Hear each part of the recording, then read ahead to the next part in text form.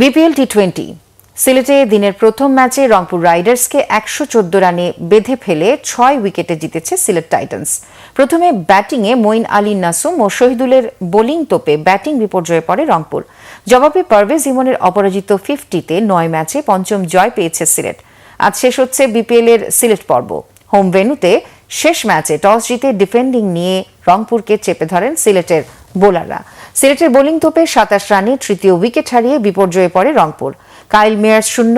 আগের ম্যাচে অপরাজিত ৯৭ রান করা তৌহিদ হৃদয় এই ম্যাচে আউট হয়েছে ৩ করে। শুরুটা দারুণ করে লিটন দাসের ইনিংস থেমে যায় ১২ বলে ২২ রানে। এরপর ১৭ রান করে ফিরেছেন ইফতিখার আহমেদ। অধিনায়ক নুরুল হাসান সোহান ৯ রানে আউট হবার পর খুশদিল শাহ ৩০ করে রান আউট হলে বড় ধাক্কা খায় রংপুর। শেষ দিকে মাহমুদুল্লাহ ২৯ করলেও ৫ বল আগে ১১৪ রানে অল আউট হয় রংপুর।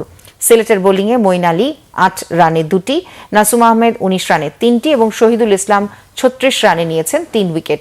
জবাবে পারভেজ ইমনের ৪১ বলে অপরাজিত ৫২ রান, তৌফিক খানের ৩৩-এর সাথে আরিফুলের ২১ রানে ১৫ বল হাতে রেখে পঞ্চম জয় নিশ্চিত করে সিলেট। ৭ ম্যাচে ৫ জয়ে ১০ পয়েন্ট নিয়ে রান রেটে শীর্ষে আছে চট্টগ্রাম রয়্যালস। সিলেট দ্বিতীয়, তৃতীয় স্থানে রাজশাহী রয়্যালস এবং রংপুর রাইডার্স নেমে গেছে চতুর্থ স্থানে।